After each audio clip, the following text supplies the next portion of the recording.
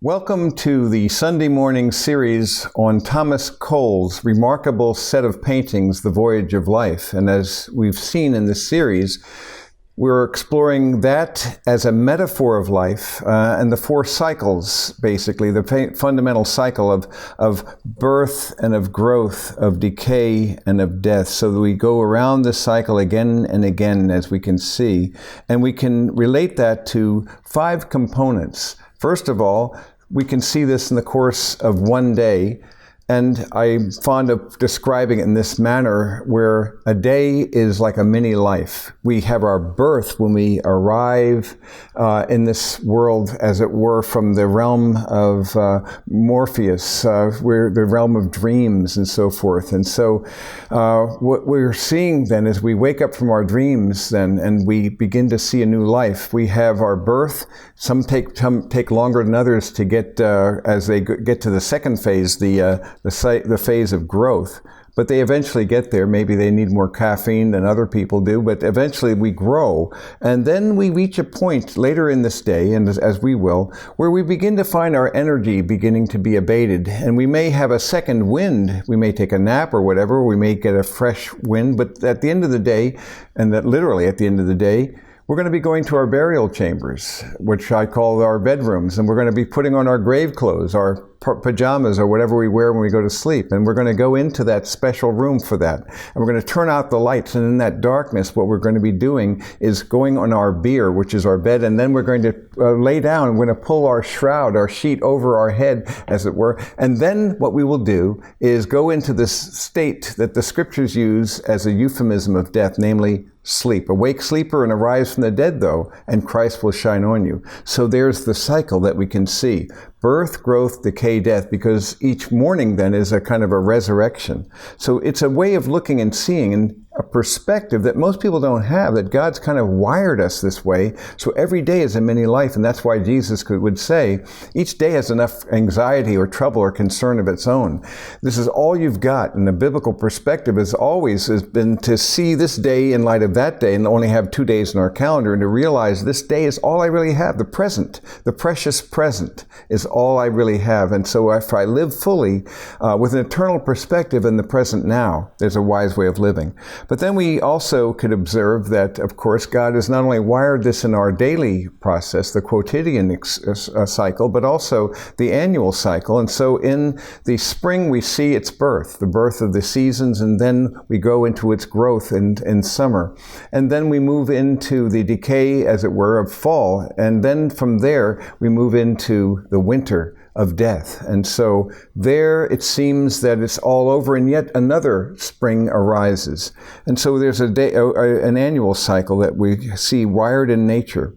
Obviously, a life is such a thing, because we know in our own life journeys then each life has those cycles of life, and that's what Cole was really emphasizing. But he also emphasized something more than that. He was very concerned about America in the 19th century, and he saw the idea of manifest destiny in his time, and the concern that he had with actually destroying the pristine beauty of the landscapes and so forth for industrialization and so-called progress. And so he had a cautionary series of paintings that he did when he was in Europe, and he called this series of paintings, then, it was The Course of Empire. We went through those 5 paintings about the nature of an empire. And then, because by that it's a nation, but it could be an entire civilization can also go through the same life cycle. So it's intriguing to see how he picks up on that fundamental theme. And as we look at his second set of The Voyage of Life, which we explored on our last session together, we saw then that he's focusing on childhood, and he sees, as we saw, the angel behind the babe, and all is beautiful.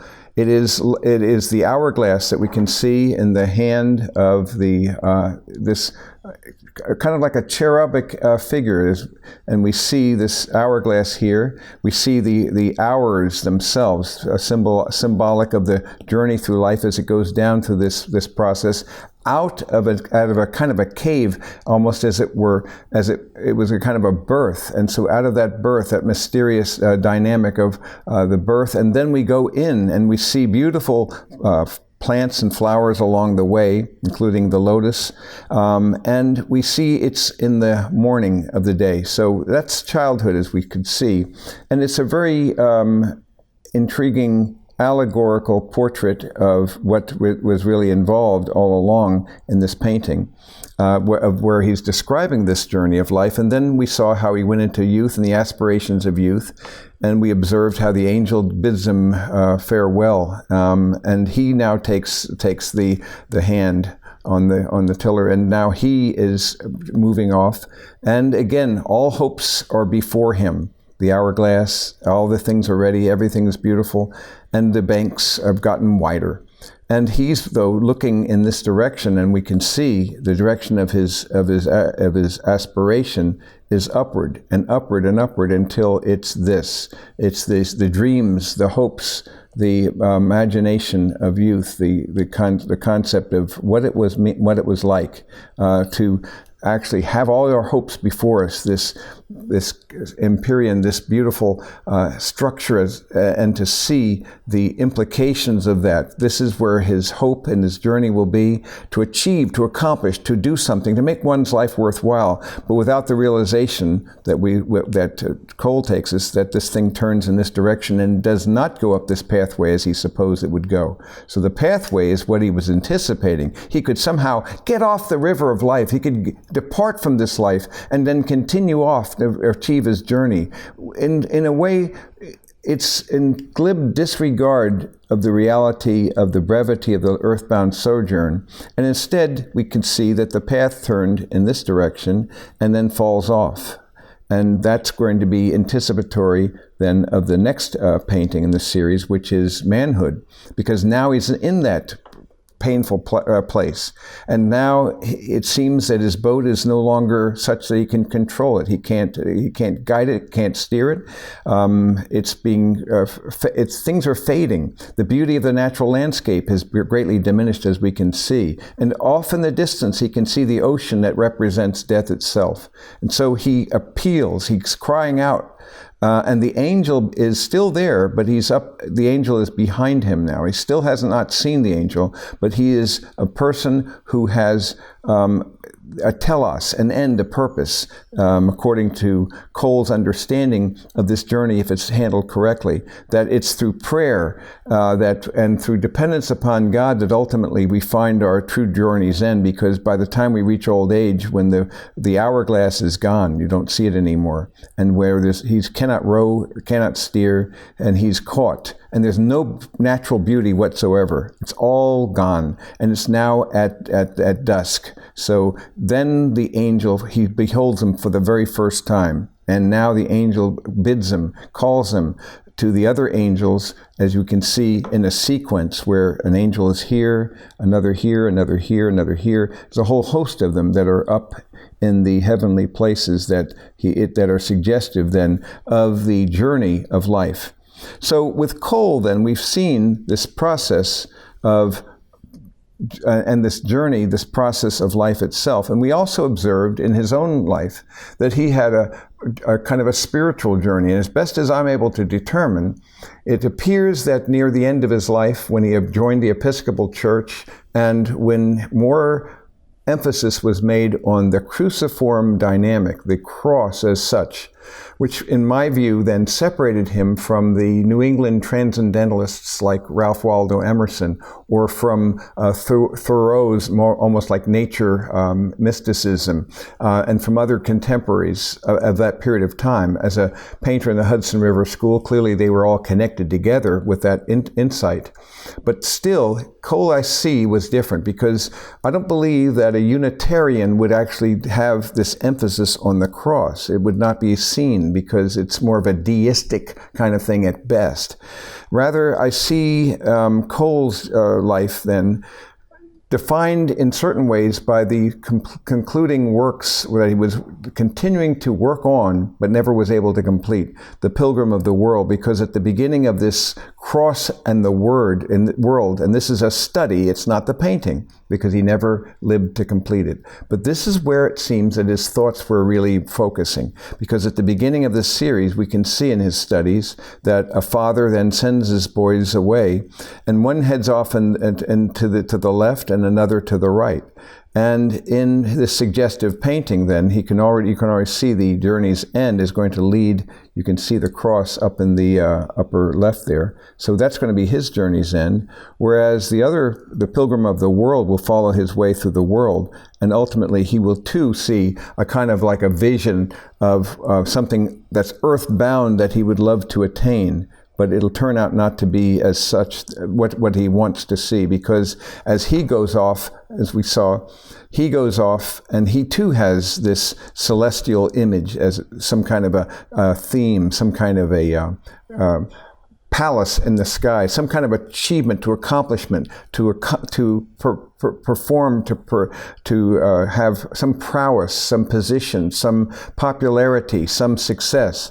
And so he's on this journey, and it looks most appealing at the beginning. But then at the end of the journey, he discovers that it is ashes in his mouth, and it's a barren landscape indeed. And there is really no hope at the end of that journey. Whereas, again, by contrast, the study for the cross in the world, the pilgrim of the cross, as opposed to the pilgrim of the world, arrives at his destiny, and it's very similar to the fourth painting in the Voyage of Life, that angels meet him as well.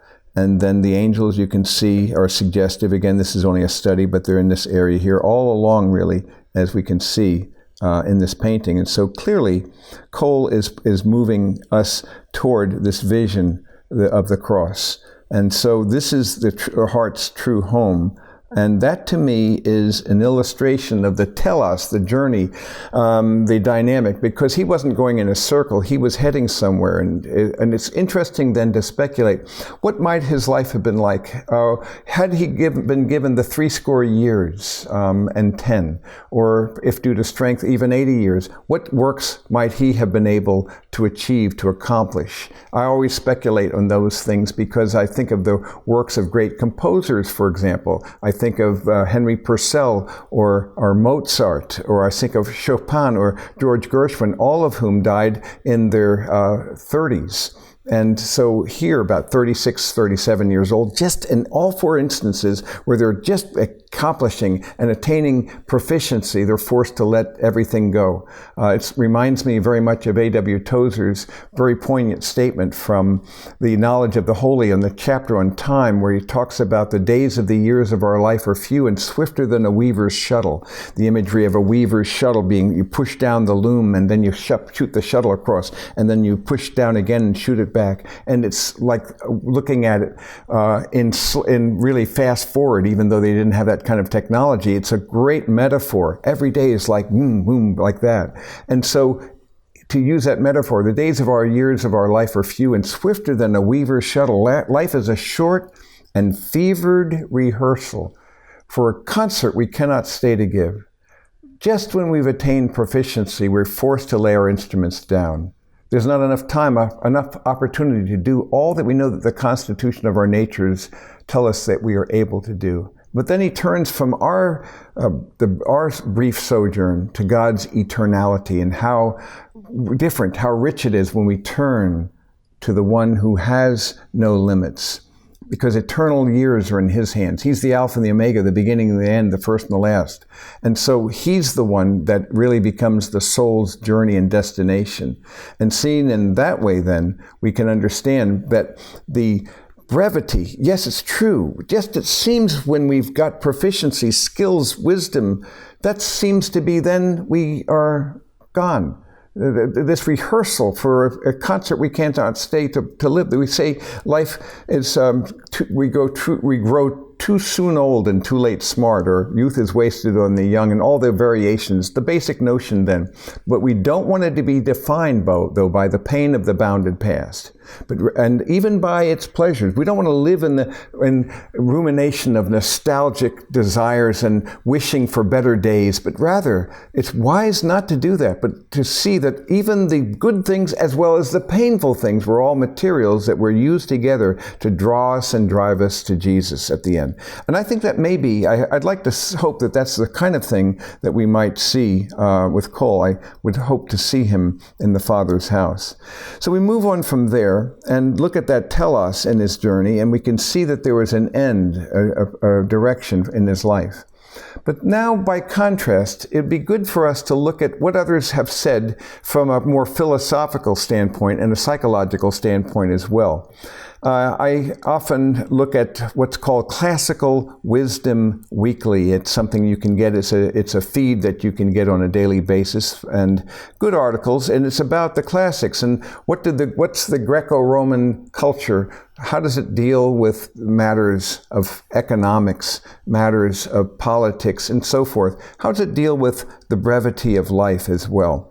And so in this journey, I'd like to just kind of walk you through some of these themes here. As we can see, this is an image really of someone who's dead, and the Greeks are weeping over this, and there's a great sense of pain, a great sense of loss. How does one then deal with these kinds of pains, these adversities, these sorrows, and this suffering?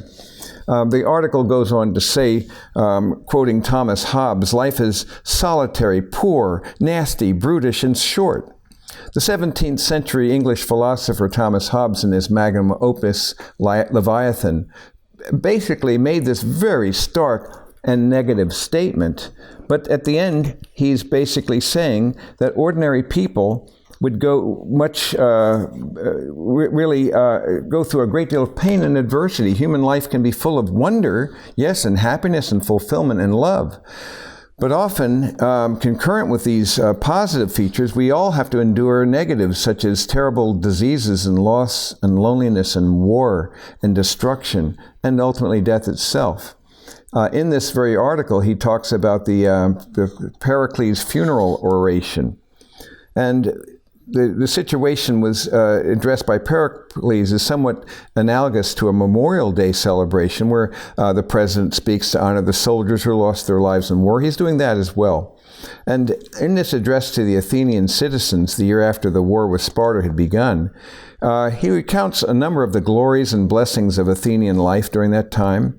And he speaks about the virtues that the citizens had enjoyed.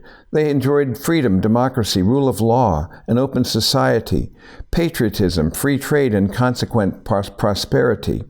And so this is really an upbeat kind of way of looking that in the life of these things, and we send them off, as it were, but at the same time, we're sending them off. Where are we sending them to? And the Greeks didn't have that really a clarified understanding of that. They talked about the Elysian fields. They also, though, had an image of Tartarus and other dimensions in the underworld. So it was not an entirely positive scenario for them.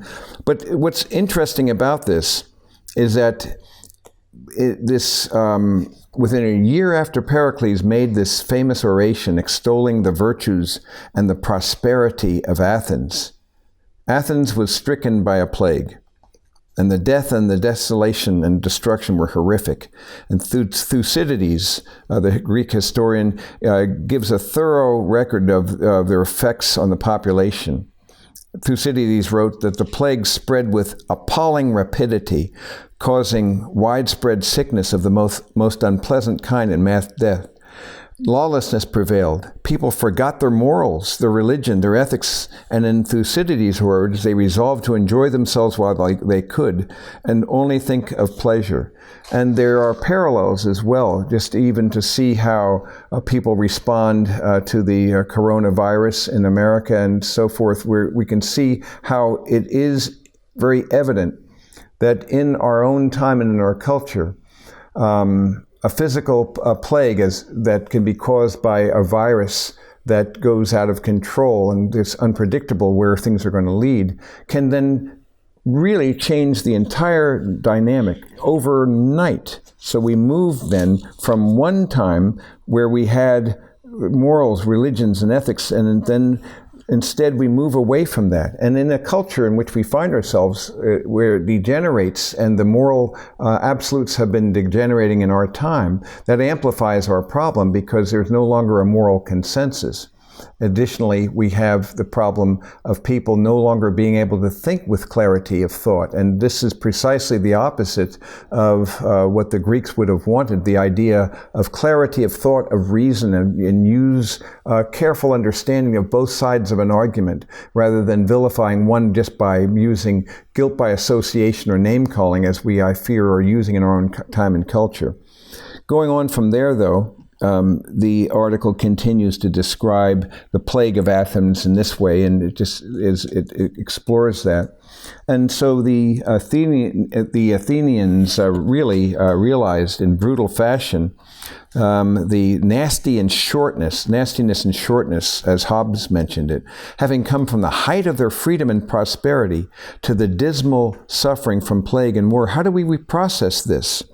And so we see then, this is the Spartan warriors on a Greek vase, but we have this understanding that the work, that as Thucydides put it, it's an analogy for the human experience in general, because you have astonishing heights that a great civilization can reach on the one hand, and then the miserable lows that they can descend to on the other, and it can be virtually overnight.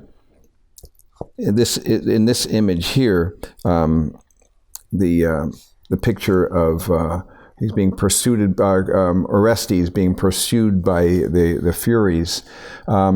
It's indeed, we see Furies that are around us, and we're being pursued by the Furies, in this case, of natural calamities.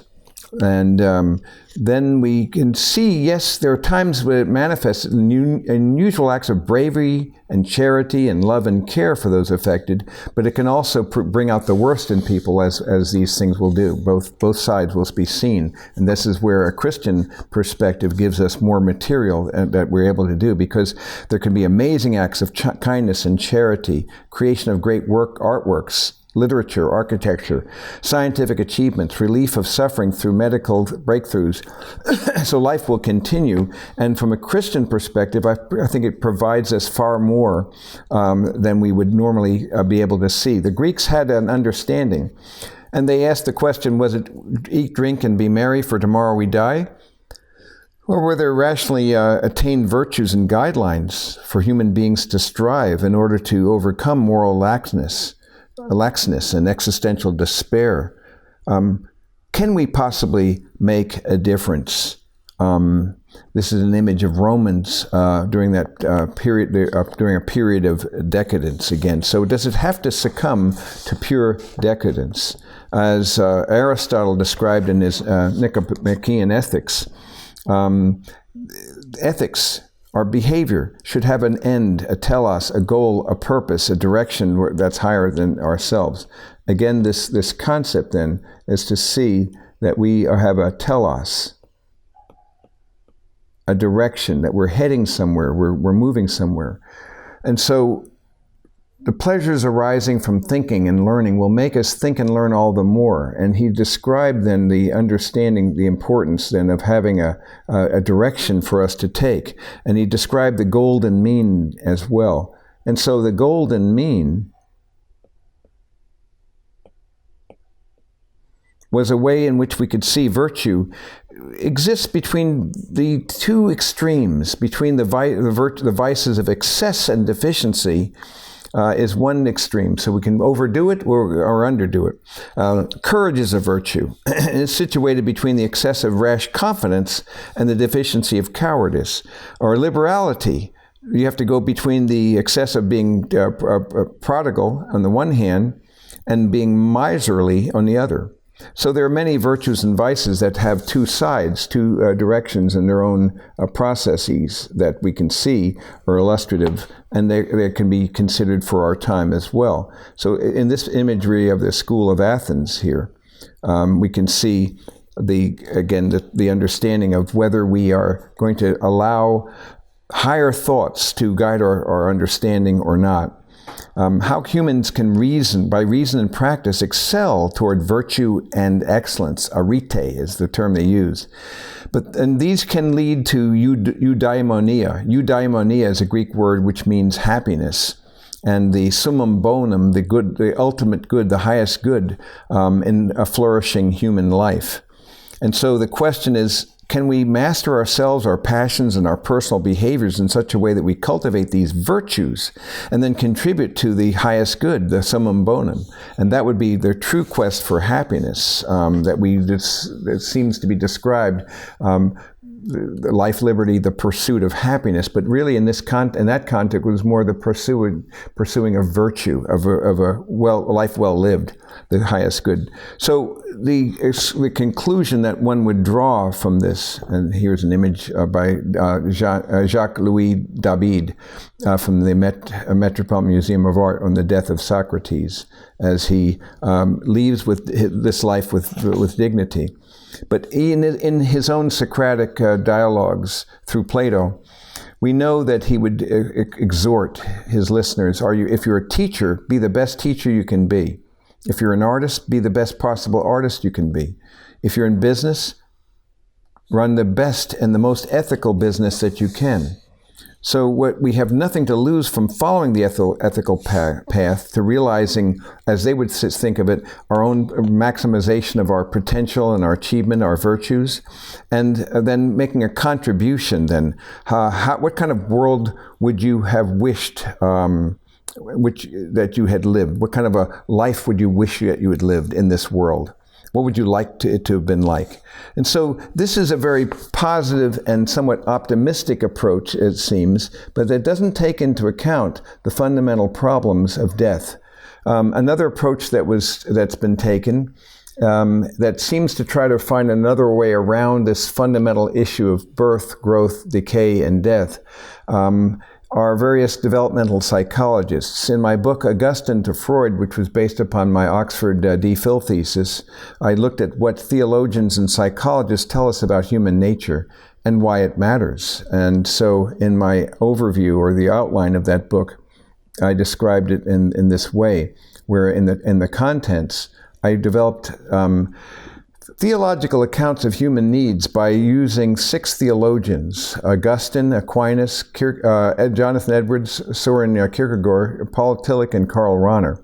I did a critique of those theologians, the same 6, and then I did a comparison and contrast of the theological models of human needs and looked at each of these writers in turn and looked at divergence and convergence. I did the same then with psychologists. And I used 8 psychologists. What are the psychological accounts of human needs? So in the conflict model, I used Freud and Erikson, Jung and Rank. And in the fulfillment model, I used Maslow, Rogers, Adler, and Fromm. And again, developed an understanding, or as I worked through their work, and then did a critique of their work. And then I did a comparison and contrast with them, just as I did with the 6 theologians. And the most important part of this for me was what became the 8th chapter, a comparison and contrast of the theological models and psychological models. And here I did a study of the convergence and divergence of the theological, psychological, and psychological models. They converge because of the imago Dei, the image of God. That's why there'd be an overlap. But they diverge on the basis of their philosophies and their ethics. I compared looked at the metaphysical and the moral assumptions in those models. I looked at the psychological accounts of theism, but there's also theological accounts of non-theism. Explored the role of human needs in the justification of religious belief. Talked about the problem of self-interest and self-love, and then looked at immanent versus transcendent solutions to the human needs, and then had an appendix on the Gospels and Acts and so forth. And looking at this then, I was able then to zoom in and explore what each of them had to say about the human condition. For my purposes here, though, I wanted to zoom in on one particular exemplar, and this would be Erik Erikson, and the social. So in this going back for a moment, and the psychosocial version, Freud, and then Erikson. I won't be able to go into detail here, but he had 8 developmental stages that extend into adulthood. So it's an intriguing parallel that we'll see with our discussion on the stages of life. And so the psychosocial context of his perspective then meant that there would be three different processes, and a desire for some kind of a homeostasis of both somatic or biological processes of systemic organization, the soma, the body. Then there's the ego. How do you organize the experiences of life and create an identity, as it were? And then the social process of group organization. So they corresponded to Freud's id, ego, and superego. Erikson discussed somatic dysfunction, ego anxiety, and the loss of group identity, or these are their pathologies. And so his desire would be that we could have a mutual complementation of group identity and ego identity that enhances the human experience. And how can we then have a meaningful integration of ego and ethos? So he spoke of the history of humanity as a gigantic metabolism of individual life cycles. And to try to avoid a cultural pathology by moving into a collective integrity, discussed the need for a coherent identity. He spoke about the idea of an ego synthesis, but relating that to group identity so that one is not disconnected from the other, of the environment of psychosocial equilibrium. And here's an important theme in the developmental psychologist literature: transgenerational achievement and maintenance of basic values. This, what he called an epigenetic principle, that there's a ground plan, according to Erikson, for everything that moves. And so there's a cycle, the laws of development, and there's a kind of a predetermined rate and sequence that relates to the individual's growing readiness to respond in appropriate ways to social and cultural processes. And as well, each stage, he wrote and argued, involves a psychosocial crisis, which can lead to enhanced or to impaired development in the following stage. And then he explores the 8. And what's interesting, in the 5th stage, he looks at the associated with adolescence. We need to move and tie together those themes of how we replace the childhood milieu with the society that surrounds us. And then the 7th stage, the crisis of generativity versus stagnation or self-absorption. And then the final stage of ego integrity. And that's where he spoke about the need for the development of a philosophy, or the idea of wisdom in our last part of life. So in his thinking then, that these 8 qualities correspond to developmental changes, and particularly to expanding, as it should be, radius of significant relations and social institutions. But the key themes are trust, identity, and integrity. And so in the quest for that integrity, the concept would be then that we would see that the task of the ego, as it tries to do this, is to have sameness and continuity, but yet we still have an environment of changing inner and outer conditions, so that we have to integrate those capacities with the commitments of our culture. And so this integrity was a need that he emphasized, as we saw. And it was really the acceptance of one's life cycle as the fruit of the 7 previous stages. That is to say, accept the one and only life cycle as the ultimate of life. So this raises this larger question then for ourselves about the perspective that we have to have in this world. What kind of perspective, or an eternal perspective, in a temporal arena? And so this, to me, is a very critical understanding for us to really think through, the understanding of what it meant then for us to have this journey, this understanding of what it meant for us to see what life is really meant to be about from a biblical point of view. That is to say, as I see it, yes, you can develop wisdom and skill, and we can guide ourselves through wisdom and skill so that we do have a growing integrity. And that's a great way in which we ought to seek to live our life journeys, that we see that there's a portrait or a way of understanding. But at the same time, there's more to it than meets the eye. So we have to see a biblical vision of what life is about, because there are limits to this perspective. So as we've explored then the Greco-Roman understanding, almost like a kind of a Stoicism of accepting your role in life and seeking to add your chapter, not unlike the idea of the Dead Poets Society. What verse will you contribute to the journey? But it, in my view, is too thin. It doesn't really take into account this fundamental theme of birth, growth, decay, and death. If a man dies, will he live again?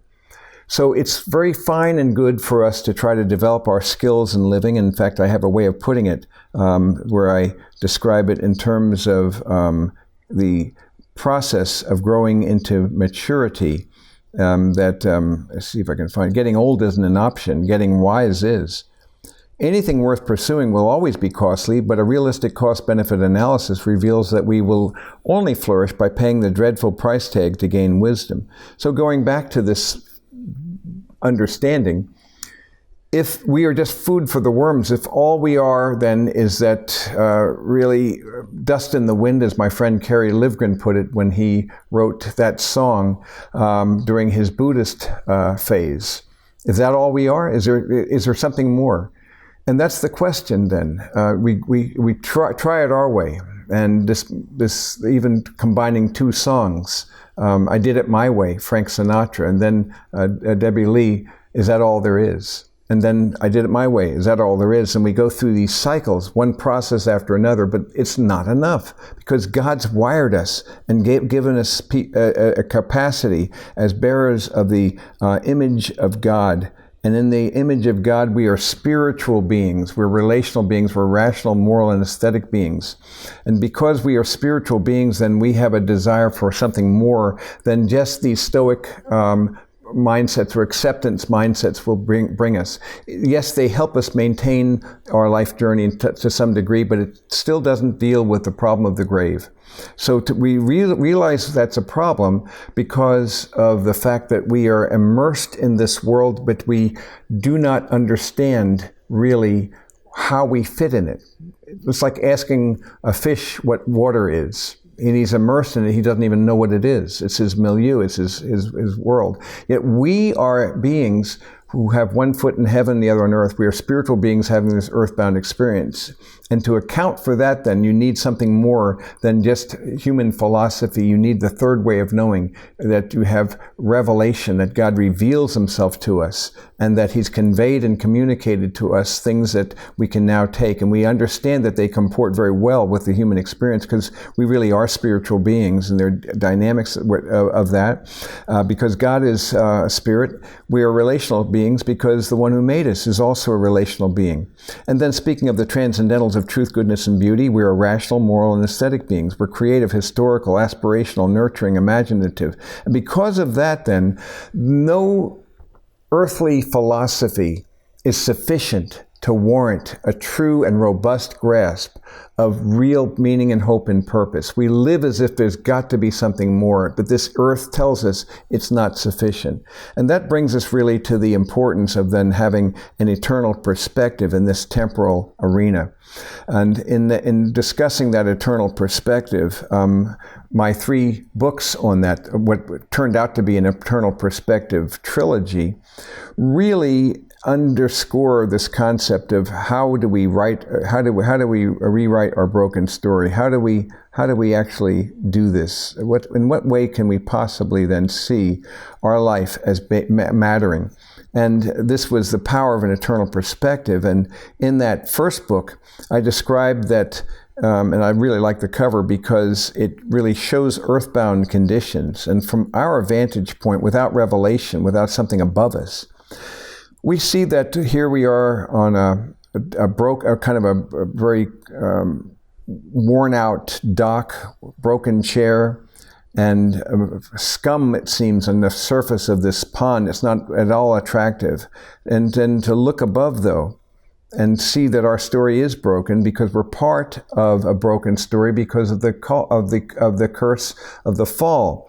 And so our stories have all been broken. And we can't escape that. We've all had dashed hopes and dreams and fears and desires and aspirations, and somehow it never quite works out. And the reason for that is because our story isn't over yet.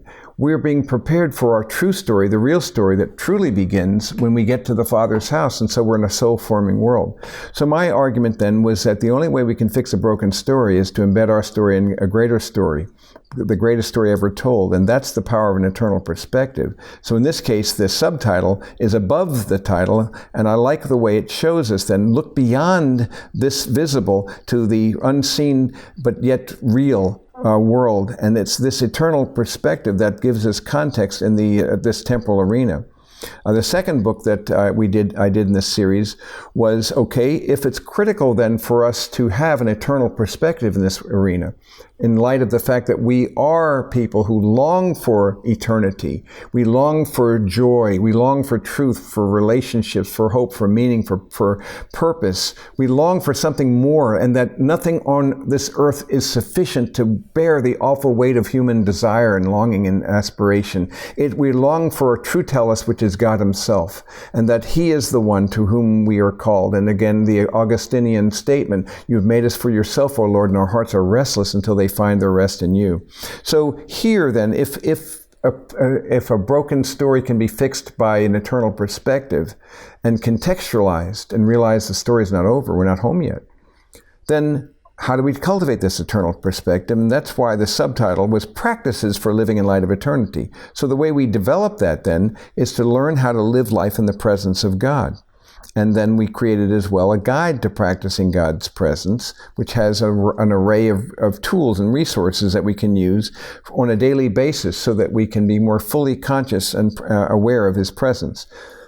Then we came up with a third book. I didn't like the first covers very much, but the cover we settled upon made more sense.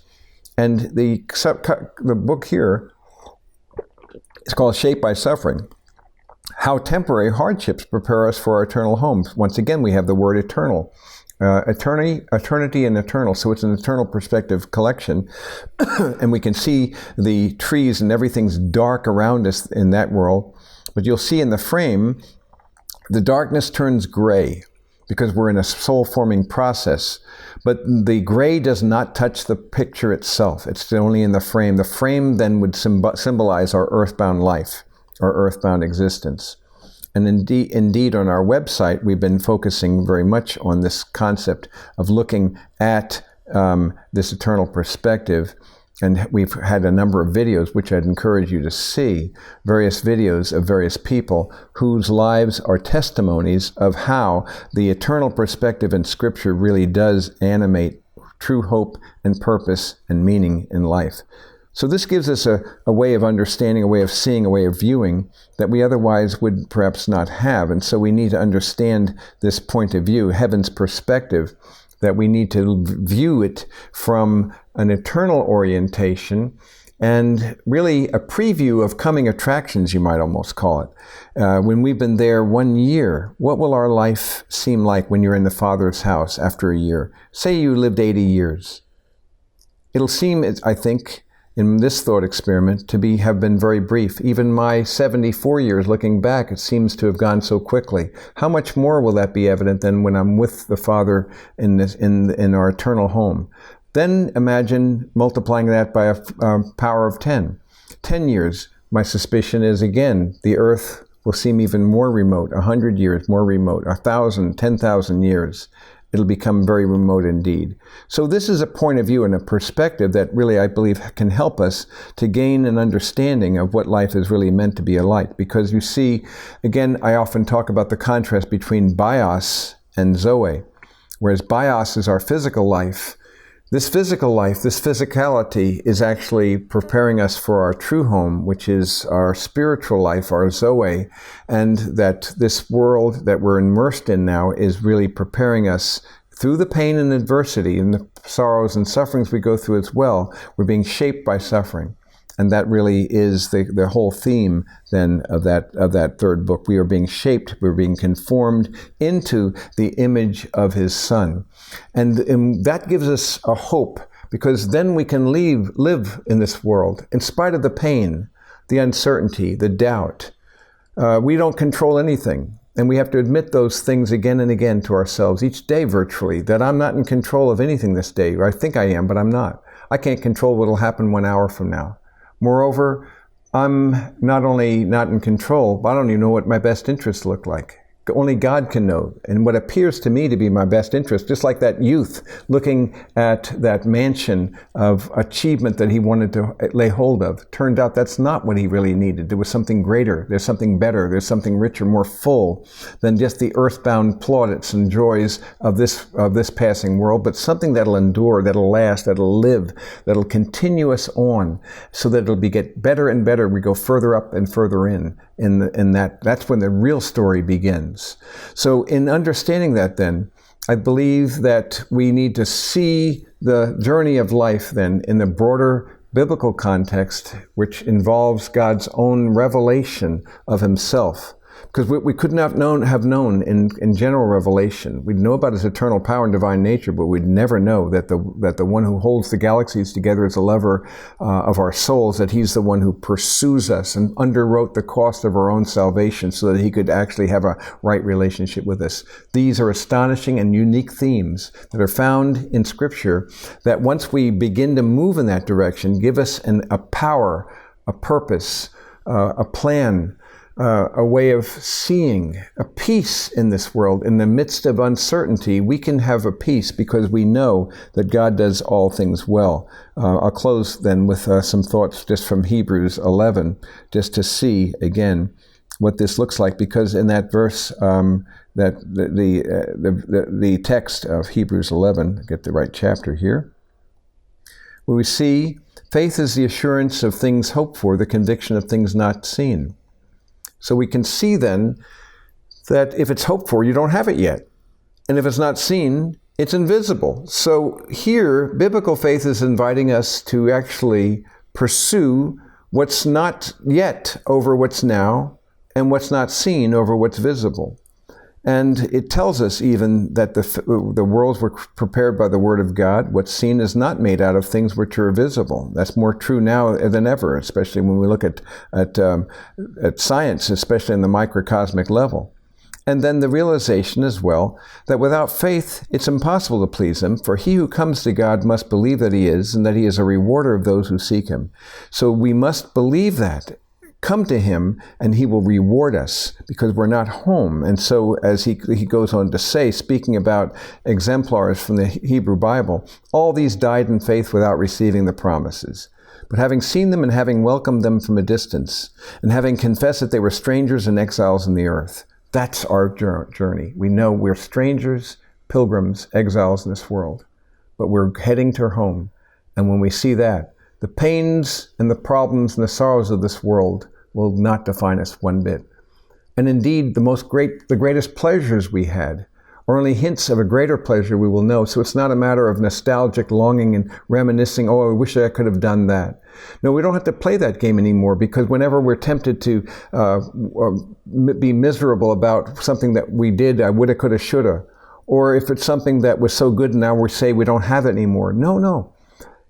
Look at your home and realize that we're being prepared for the things, that these things are only part of the process that bring us into our true home, our true destiny, our true vitality, and that will be in the Father's house, where we behold the wellspring of all that's true, good, and beautiful, the Alpha and the Omega, the beginning and the end, the first and the last.